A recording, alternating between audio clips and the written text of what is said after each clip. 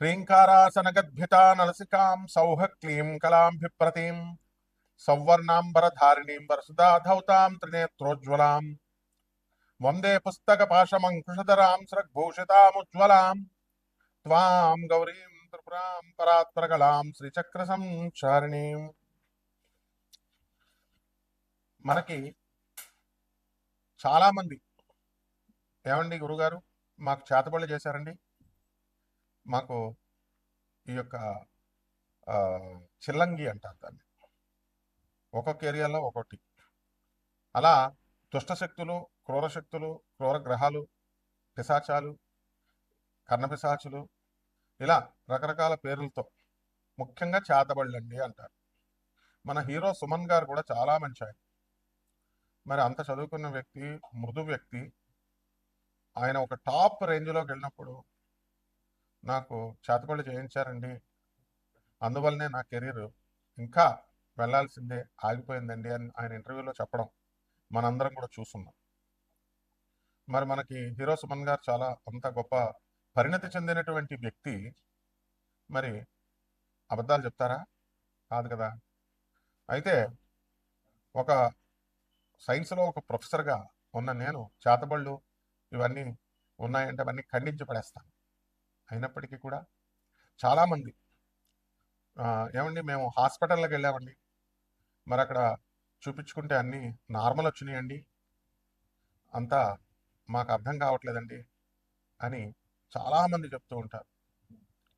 అయితే చేతబళ్ళ వల్ల మా జీవితం ఆగిపోయిందండి అంటారు. అసలు ఈ చేతబడులు ఎవర్రా నాయనా చేస్తారు అంటే మా బంధువులేనండి, మాకు తెలుసున్నటువంటి పరివారమేనండి, మా మీద మా ఎదుగుదల చూసి ఆగిపోవడానికి చేయించారండి అంటారు. ఇటీవల మీరు కనుక చూసుకుంటే చిర్రాబూరు గారు కూడా పాపం ఆయన కొన్ని లక్షల మంది ఫాలోవర్స్ ఉన్నారు. కాశీలో 21 మంది మంత్రగాళ్ళని పెట్టి శ్మశానంలో చేతబళ్ళు చేయించడానికి ప్రయత్నించారు అని చెప్పి మిగతా వాళ్ళు అంటే నేను దేవీపుత్రుడిని, అమ్మవారి పుత్రుడిని, నాకేమి అవన్నీ కూడా ఏం చెయ్యవు అని ఆయన కూడా చెప్పడం జరిగింది. అంటే మొత్తం మీద ఓవరాల్గా ఏంటంటే మనకి క్షుద్ర శక్తులు అంటే ఏంటంటే లోయర్ ఎనర్జీస్ అంటారు వీటిని.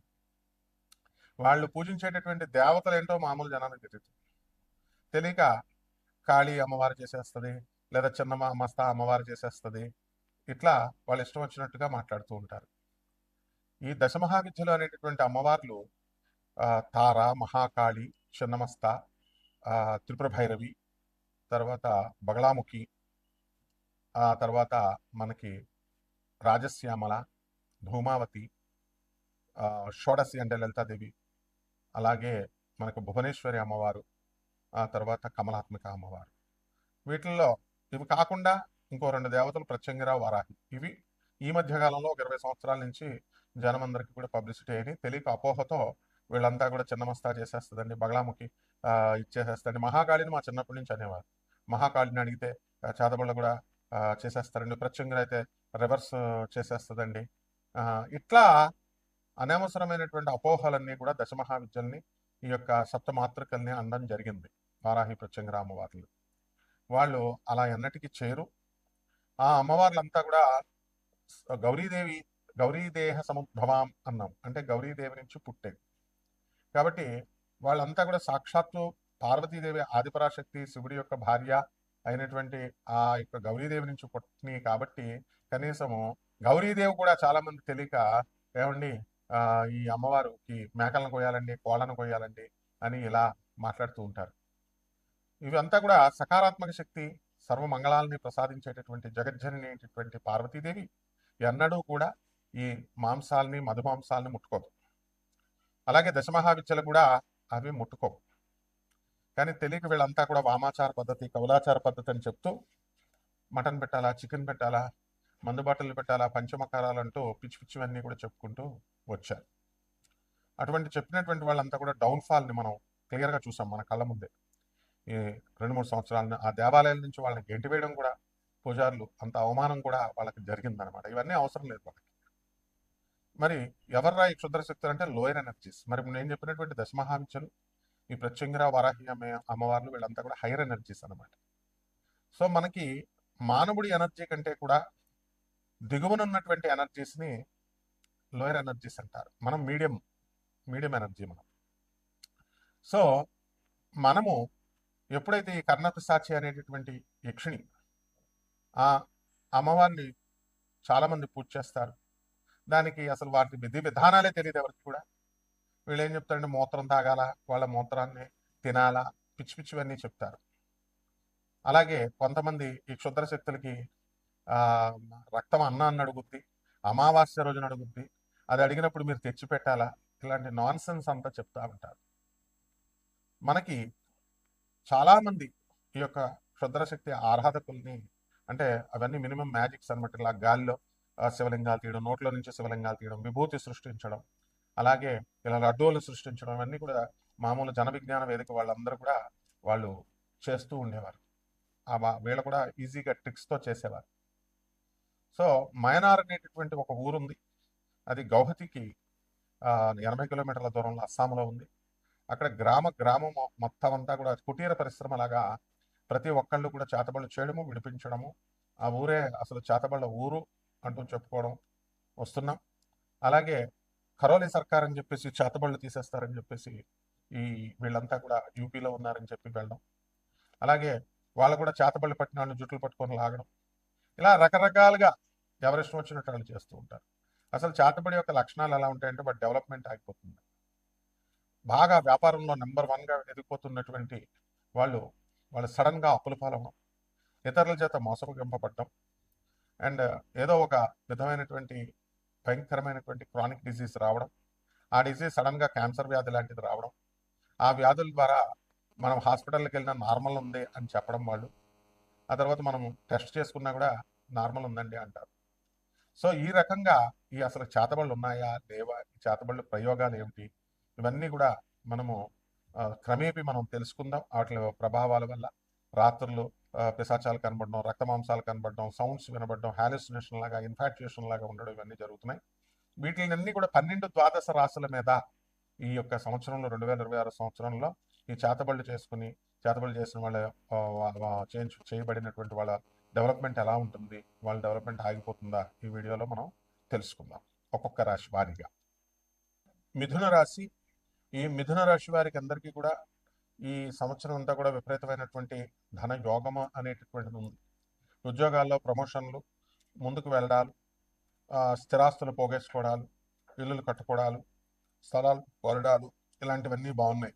అయితే భర్త తరపు బంధువులు వచ్చినా, భార్య తరపు బంధువులు వచ్చినా అవతల పార్ట్నర్కి విసుగుగా అనిపించడము, ఆ తర్వాత వాళ్ళకి చేసి పెట్టలేకపోతున్నామని సనగడము, ఇవన్నీ కూడా చేతబడి యొక్క లక్షణాలు. ఎవరైతే చేతబడిలోకి గురయ్యారో, ఎవరికైతే దుష్టశక్తుల బారిన పడ్డారో, నెగిటివ్ ఎనర్జీ అండి, నెగిటివ్ ఫోర్స్ అనమాట, నకారాత్మక శక్తి అంటారు. ఖచ్చితంగా నకారాత్మక శక్తి ప్రభావంలోకి వెళ్ళినటువంటి వాళ్ళు చెడ్డ వాళ్ళతో దోస్తానాలు చేయడము, ఇలాంటివన్నీ కూడా చేస్తారు.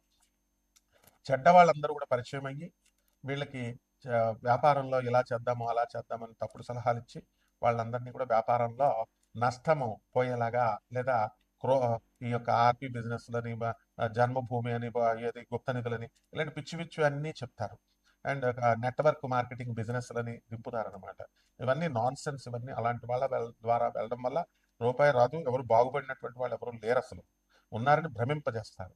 ఈ యొక్క చేతబడిలో చేసుకున్నటువంటి వాళ్ళు, గురైనటువంటి వాళ్ళు, వాళ్ళంతా కూడా మనల్ని డామినేట్ చేస్తూ వాళ్ళు చెప్తారు. మనం మొహమాటం వల్ల మనం వింటాం అనమాట. ఆ వినడం కూడా ఈ యొక్క దుష్టశక్తుల యొక్క ప్రభావం, మాయా స్వభావం. అందువలన యా దేవి సర్వభూతేషు మాయారూపేణ సంస్థిత నమస్తస్యై నమస్తస్యై నమస్తస్యై నమో నమః. ఈ మాయా విచ్ఛేదనము అనేటటువంటిది పరమేశ్వరి శక్తి దుర్గాదేవి, బెజవాడ కనకదుర్గమ్మ తల్లి మాత్రమే చేయగలుగుతుంది.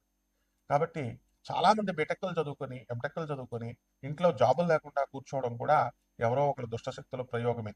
మీ యొక్క దుష్టశక్తుల ప్రభావం వల్ల వీళ్ళకి ఏది కూడా పని చేయబుద్దేదు, బద్ధకంగా వస్తున్నట్టుగా తర్వాత పోస్ట్ మార్టం చేద్దాము అనుకుంటూ వీళ్ళు ముందుకు వెళ్తూ ఉంటారు. అలాగే ఈ ఈ ఇతరుల చెడ్డవాళ్ళతో సహవాసము అనేటటువంటిది ఎక్కువగా చేస్తూ ఉంటారు.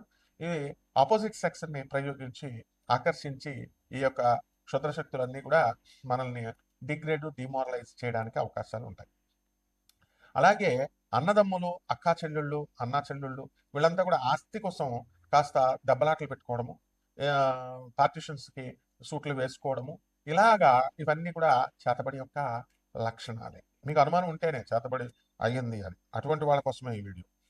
కాబట్టి ఈ యొక్క చేతబడులకు గురైనటువంటి వాళ్ళకి మరి లక్షలాది రూపాయలు ఖర్చు పెట్టుకొని వాళ్ళందరూ కూడా చాలా మంది దగ్గరికి వెళ్ళి కపట జ్యోతిష్కుల, కపట బ్రహ్మల, కపట మంత్రగాళ్ళ, ముఖ్యంగా కపట మంత్రగాళ్ళ దగ్గరికి వెళ్ళి నష్టపోవడానికి ఎక్కువ అవకాశాలు ఉన్నాయి. వాళ్ళు నష్టపోతున్నారు కూడా, చెప్పినా వినరు కూడా వాళ్ళు.